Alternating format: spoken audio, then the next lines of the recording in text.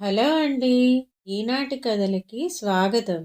నేను మీ సీతామహాలక్ష్మి. ఈరోజు మనం పొట్టి పిల్ల అనే చందమామ కథని చెప్పుకుందాం. అనగా అనగా అది ఒక చిన్న ద్వీపం. ఆ ద్వీపంలో నివసించే వాళ్ళు మరుగుజ్జులు. వాళ్ళు భూమికి 4 జానలు మాత్రమే ఉంటారు. అయితే మంచి తెలివిమంతులు. వాళ్లకు జంతు భాష, పక్షి భాష కూడా తెలుసు. మంత్రాలంటే వాళ్ళకి మంచి నమ్మకం. ఆ ద్వీపవాసులు చిరకాలంగా కడుపులో చల్ల కదలకుండా కాలక్షేపం చేస్తూ వచ్చారు. కానీ కొంతకాలానికల్లా ఒక అవాంతరం వచ్చి పడింది. మామూలు మానవులు ఒకప్పుడు ఈ ద్వీపం చూద్దామని వచ్చారు. వీళ్లను చూసి ఆ మరుగుజ్జు వాళ్ళు భయపడ్డారు. భయపడిన ఆ మరుగుజ్జులు మనకు కష్టకాలం వచ్చింది, నరుడి కంటపడని చోటు చూసుకుని వెంటనే పోదాం అని నిశ్చయించుకున్నారు. వాళ్ళందరూ సామాన్లన్నీ సర్దేసుకుని సాగిపోదాం అనుకుంటుండగా వాళ్లకు బెన్నయ్య సంగతి జ్ఞాపకం వచ్చింది. అందరూ బయలుదేరారు గాని బెన్నయ్య మట్టుకు కదలనని భీష్మించాడు. బెన్నయ్య చాలా మొండివాడు, పట్టిన పట్టు విడవడు. నాయనా బెన్నా, ఒంటివాడవైపోతావురా. వాళ్ళు చూస్తే బలీయులు, మనుష్యులు. వాళ్ళ మధ్యని నీవు బతకలేవు సుమా. మా మాట విని మాతో వచ్చేరా బెన్నా అని బంధువులు, స్నేహితులు చెప్పి చూశారు. వాడికి రోజు ఆ అన్నం అమర్చి పెట్టే అవ్వ కూడా చెప్పి చూసింది. ఊహు, బెన్నయ్య వినలేదు. బెన్నయ్య మట్టుకు ఏమైనా కానివ్వండి, నా తోట దొడ్డి వదులుకుని నేను ఎక్కడకు రాను. నా నోరు మంచిదైతే ఎవళ్ళు మాత్రం నన్నేం చేస్తారు అని పట్టుబట్టి కూర్చున్నాడు. చేసేది లేక అందరూ ఊరు వదిలి వెళ్ళిపోసాగారు. అలా వెళ్ళిపోతున్న బంధుమిత్రులందరూ ఒక్కొక్కళ్ళే బెన్నయ్యతో వెళ్ళి వస్తానని చెప్పడం, బదులుగా బెన్నయ్య సరే మంచిది అనటం. ఈ వీడుకోలు కార్యక్రమం అంతా ఒక పూట పైగా పట్టింది. ఒక్కడు మిగలకుండా ఆ ద్వీపం వాసులంతా వెళ్ళిపోయారు. అంతా వెళ్ళిపోతే బెన్నయ్యకు ఏమీ తోచింది కాదు. ఏదో పెద్ద వెలితిగా కనబడింది. ఏమీ తోచక బెన్నయ్య తోటకు పోయి పని చేయసాగాడు. మధ్యాహ్నం అయ్యేసరికి ఇంటికి వచ్చాడు. రోజులాగానే తను వచ్చేటప్పటికి భోజనం సిద్ధంగా ఉంటుందనుకున్నాడు బెన్నయ్య. తీరా చూస్తే భోజనం లేదు. వట్టి బొచ్చలే పడవేసున్నాయి. చేసి పెట్టడానికి ఎవరున్నారని ఆలోచన పాలుపోయింది కాదు బెన్నయ్యకి. పడక గదిలోకి వెళ్ళాడు. పక్క అంతా చిందరవందరగా ఉంది. ఇది పని కాదని బెన్నయ్య వంట చేసుకుందామనుకున్నాడు. బియ్యం కడిగి పొయ్యి మీద పెట్టాడు. తయారయ్యేటప్పటికి ఇంకా చాలాసేపు అవుతుంది కనుక చిటికలో వెళ్ళి చిటికలో వచ్చేయచ్చు కదా అని మళ్ళీ ఒకసారి తోటకు వెళ్ళాడు. వాడు తిరిగి వచ్చే లోపల అన్నం అడుగంటి మాడి బొగ్గులై కూచుంది. ఆకలికి తాళలేకపోయాడు బెన్నయ్య. ప్రాణం విసుగెత్తింది. కాసిని పచ్చి మంచినీళ్లు తాగి పడుకున్నాడు. ఇలా కాదు, రేపొద్దున్నుంచి ఏం చేస్తానో చూసుకో అనుకున్నాడు తనలో తనే. అనుకున్నాడే కానీ వంట సాగలేదు, పని సాగలేదు. మర్నాడు నుంచి కాయ కసురు తిని కాలక్షేపం చేయసాగాడు బెన్నయ్య. ఒకవేళ వంట తలపెట్టినా కుండలు మూకుళ్ళు బద్దలయ్యేవి తప్ప సవ్యంగా పని జరిగేది కాదు. చివరకు బెన్నయ్య విసిగి వేసారిపోయాడు. బెన్నయ్య ఆకలి పొట్టతో ఉంటే అవతల తోట పని సాగేది కాదు. బెన్నయ్యకు బెదురు పుట్టి గుండె నిబ్బరం సడలింది. ఒక రోజున వాడు విచారంగా కూర్చున్నాడు. ఇలా కూర్చొని ఉండగా ఎదుట గుబురుగా పెరిగిన ఒక పొదలో 2 చుక్కలు మెరిసినాయి. ఇదేమిటా అని తేరిపార చూడగా ఆ మెరిసే చుక్కలు ఉడతమ్మ కన్నులని తెలుసుకున్నాడు. ఉడతమ్మ గభీమని ఇవతలకు వచ్చింది. ఏమయ్యా బెన్నయ్యా, ఎందుకీ విచారం అని అడిగింది ఉడతమ్మ. ఏం చెప్పను ఉడతమ్మ, మా వాళ్ళు ఎదుట ఉన్నన్నాళ్ళు వాళ్ళ విలువ తెలిసింది కాదు. ఇప్పుడు ఒక్కడిని ఇక్కడ ఉండి నానా పాటలు పడుతున్నాను. ఒంటరి బతుకు బతకలేకున్నాను. నాకు మా వాళ్ళందరితో కలిసి బతకాలని ఉంది అన్నాడు బెన్నయ్య. బెన్నయ్య బాబు, ఎన్నాళ్ళు ఇట్లా ఉండటం? చక్కటి పిల్లను ఓ దాన్ని చూసి కట్టుకోక ఎందుకీ తిప్పలు అంది ఉడతమ్మ. ఉడతమ్మ ఇలా అనగానే బెన్నయ్యకు లోగడ వాళ్ళు చెప్పిన మాట జ్ఞాపకానికి వచ్చింది. ఒరేయ్ బెన్నా, నువ్వు ఒక ఇంటివాడవైతే మాకు చూడాలని ఉందిరా అన్నప్పుడల్లా బెన్నయ్య చచ్చినా పెళ్ళాడను, పెళ్ళాడితే పెద్ద యాతన అని చెప్పేవాడు. బెన్నయ్య ఈ విధమైన పూర్వగాథ తలపోసుకుంటూ ఉండగా ఉడతమ్మ కొడుకు ఉరకలేసుకుంటూ అక్కడికి వచ్చి, అమ్మా అమ్మా, చెట్టు కింద ఎవరో ఒక అమ్మాయి పడిపోయింది, రా చూద్దాం అని పిలిచాడు. ముగ్గురు బయలుదేరి అక్కడికి వెళ్ళారు. అక్కడ పువ్వుల మొక్కల లోపల ఒక చిన్నారి బాలిక పడి ఉన్నది. ఆ బాలిక ముఖం మల్లెపువ్వులా తెల్లగా ఉన్నది. దాని పాలబుగ్గలు గులాబీ రంగులో మెరిసిపోతున్నాయి. ఎలా చూసినా ఆ పిల్ల అందాలు చిందుతూ ఉంది. పాపం, ఈ అమ్మాయి ఎందుచేతనో పడిపోయింది. దీనిని ఇక్కడ వదిలేసిపోతే ఎలా అంది ఉడతమ్మ. ఉడతమ్మ కొడుకు ఆ పిల్లను లేవదీద్దామని ఎత్తుకోబోయాడు. వాడి వల్ల కాలేదు. అప్పుడు బెన్నయ్య ఆ అందాల పిల్లని ఎత్తుకున్నాడు. అంతా కలిసి బెన్నయ్య ఇంటికి వచ్చారు. ఆ అమ్మాయిని చాప మీద కూర్చోబెట్టారు. ఉడతమ్మ విచారంతో తల ఊపి, ఈ పిల్లకు ప్రాణం ఉన్నట్టు లేదు అన్నది సంశయిస్తూ మెల్లగా.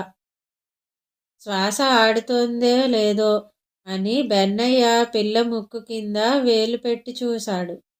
ఉడతమ్మ చెప్పింది చివరకు, బెన్నయ్య బాబు, ఇది నిజమైన మనిషి పిల్ల కాదు సుమా, మనిషి బొమ్మ. బొమ్మను ఎవళ్ళో మర్చిపోయి వదిలేసిపోయారు అని చెప్పింది. బెన్నయ్య బొమ్మలోని అందమంతా పరిశీలించాడు. సిగ్గుపడుతూనే దాని బుగ్గలు నిమిరాడు. పట్టుకుచ్చులాగా నిగనిగలాడే దాని తలను తడిమాడు. ఈ అమ్మాయి పేరేమిటో అని ప్రశ్న వేశాడు. అన్నట్టు ఇది బొమ్మ కదూ అని అనుకొని నాలుక కరుచుకున్నాడు. దీనంగా చూస్తూ, ఉడతమ్మ ఉడతమ్మ, ఏదైనా మంత్రం వేసి ఈ బొమ్మను మనిషిగా మార్చే మొనగాళ్ళు ఎవరైనా ఉన్నారా? నిజంగా ఈ బొమ్మే బాలిక అయితే ముచ్చటగా రాణి అని పిలుద్దును కదా అన్నాడు. బాగానే ఉంది బెన్నయ్య బాబు, నువ్వు చెప్పిన మాట అని సంతోషించింది ఉడతమ్మ. అయితే ఉండు చెబుతాను అంటూ ఆట్టే కొంచెం సేపు ఆలోచించింది. నాతో రా అన్నది వెంటనే. వాళ్ళు ముగ్గురు కలిసి వెళుతూ ఉండగా చీకటి పడింది. ఆ చీకట్లో భయంకరమైన పెద్ద తల ఒకటి వాళ్ళకి ఎదురు వచ్చింది. ఏయ్ ఆగండి, ఇప్పుడు గొప్ప తుఫాను రాబోతున్నది. అదిగో నా పాదాలకు చల్లని గాలి తగులుతున్నది. తప్పక వస్తుంది గాలివాన, పొండి పొండి వెనక్కి పొండి అన్నది. అందుకు బెన్నయ్య, అయ్యో, పువ్వుల పొదలో మాకొక చక్కదనాల పిల్ల బొమ్మ దొరికింది. ఆ బొమ్మకి ప్రాణం పోసేవాళ్ళు ఎవళ్ళైనా ఉన్నారేమో, కాస్త చెబుదు నీకు పుణ్యం ఉంటుంది అని అనేక విధాల ప్రాధేయపడ్డాడు. ఆ భయంకరమైన పెద్ద తల, ఓహో అదా సంగతి, మీరు తిన్నగా ఇక్కడి నుంచి 4 ఆమడల దూరంలో ఉండే గోబయ్య గారి దగ్గరికి వెళ్ళండి, ఆయన మీ కోరిక నెరవేరుస్తాడు అని చెప్పింది. ఉడతమ్మ కొడుకు బొమ్మని ఎత్తుకున్న బెన్నయ్య బయలుదేరి చెట్టు తొర్రలో ఉండే గుడ్ల గూబయ్య దగ్గరికి వెళ్ళారు. ఆయనతో బెన్నయ్య బొమ్మ సంగతి అంతా చెప్పి దానికి కాస్తంత ప్రాణం పొయ్యమని కోరాడు. అంతా విని గుడ్లగూబయ్య, ఓరి మీ గోల కూలా, ఈ బొమ్మకా ప్రాణం పొయ్యమంటున్నావు? ఇక్కడికి 10 ఆమడల దూరంలో కీకారణ్యాల్లో ఒక పెనుభూతం ఉంది.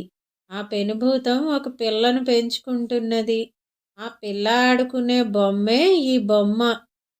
పెనుభూతానికి తెలిస్తే నిన్ను బతకనిస్తుందా? కనుక దీన్ని ఎక్కడ తీసావో అక్కడే పెట్టేసిరా అన్నాడు. ఎవరిదేనా కాని, ఏమైనా కాని, ఈ బొమ్మను నేను విడిచిపెట్టను.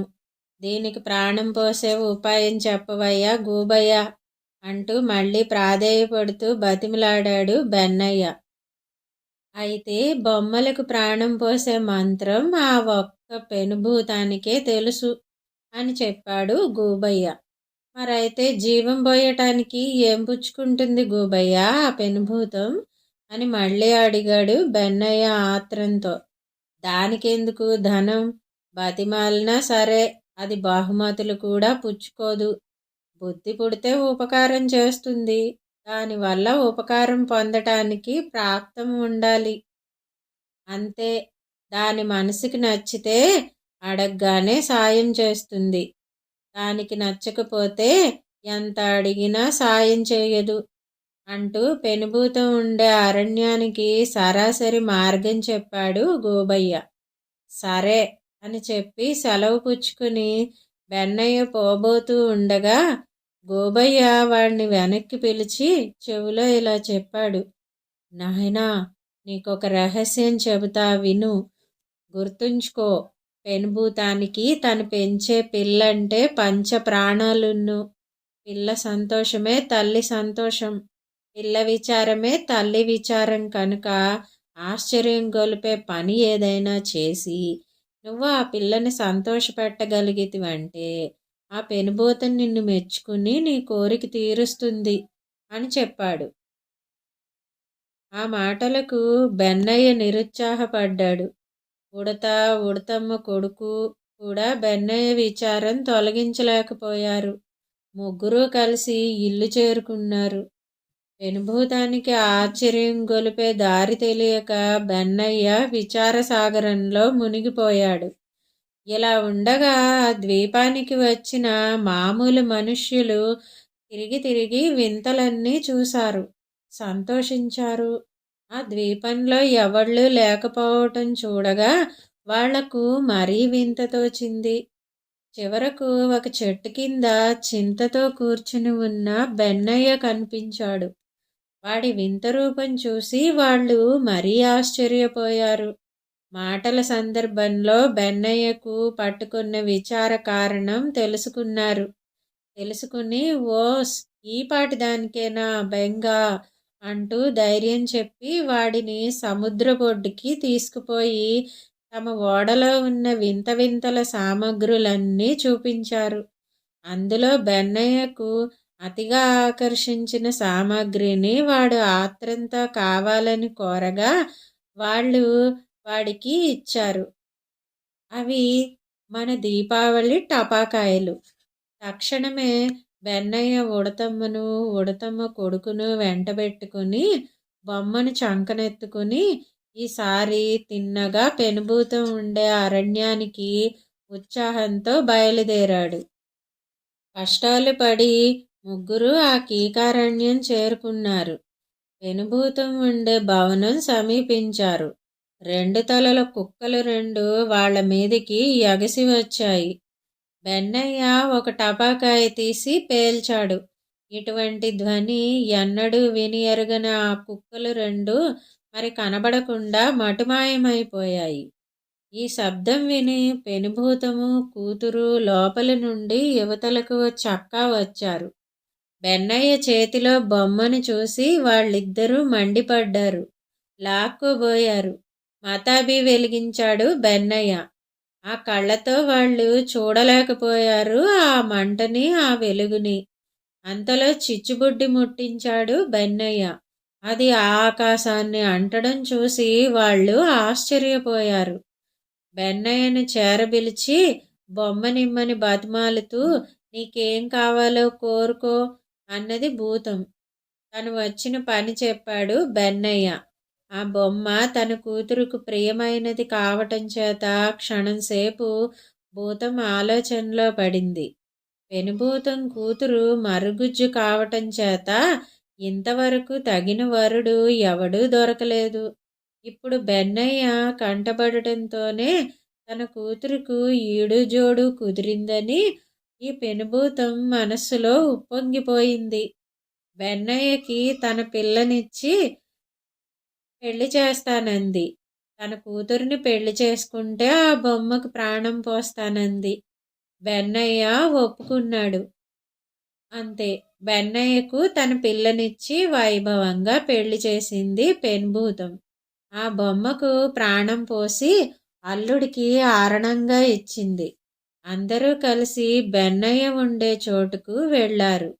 ఆ ద్వీపాన్ని చూడవచ్చిన మనుష్యులు పోతూ పోతూ బెన్నయ్యను పొట్టి పిల్లను దీవించి కానుకలిచ్చారు. ఆనాడు భయపడి పారిపోయిన మరుగుజ్జులంతా క్రమంగా మళ్ళీ వచ్చి ద్వీపం చేరుకున్నారు. బెన్నయ్య ఒక ఇంటివాడైనందుకు వాళ్ళందరూ సంతోషించారు. వాడు వెలిగించినటువంటి రకరకాల బాణాసంచాలు చూసి అమితాశ్చర్యం పొందారు. నాకొకటి, నాకొకటి అంటూ వాళ్ళంతా హడావిడి చేయసాగారు. ఏమిట్రా నాకొకటి, నాకొకటి? పండగ పూట ఇవన్నీ ఎందుకు అనుకున్నారు? కాల్చడానికే. తీసుకోండి, వెలిగించుకోండి. మతాబీలు, చిచ్చుబుడ్లు, కాకర పువ్వొత్తులు, భూచక్రాలు అన్నీ వెలిగించండి అంటూ బెన్నయ్య అందరికీ పంచిపెట్టాడు. ఇదండి పొట్టిపిల్ల కథ. అందరూ వెళ్ళిపోతే బెన్నయ్య ఒంటరిగా బతకలేకపోయాడు. చూసారా? మనిషి ఎప్పుడు సంఘజీవి. అందరితో కలిసి మెలిసి బతకాలి. ఒంటరిగా జీవించడం మనుషులకే కాదు, మరుగుజ్జులకు, జంతువులకు, పక్షులకు కూడా చెయ్యలేవు. అయినా సరే తమ జాతి వాళ్లతో కలిసిమెలిసి జీవించాలి. పొట్టి పిల్ల అనే ముచ్చటైన కథ గనక మీకు నచ్చినట్టయితే లైక్ చేయండి. ఈ కథను మీ స్నేహితులకు షేర్ చేయండి. కథపై మీ అభిప్రాయాన్ని కామెంట్ రూపంలో మాతో పంచుకోండి.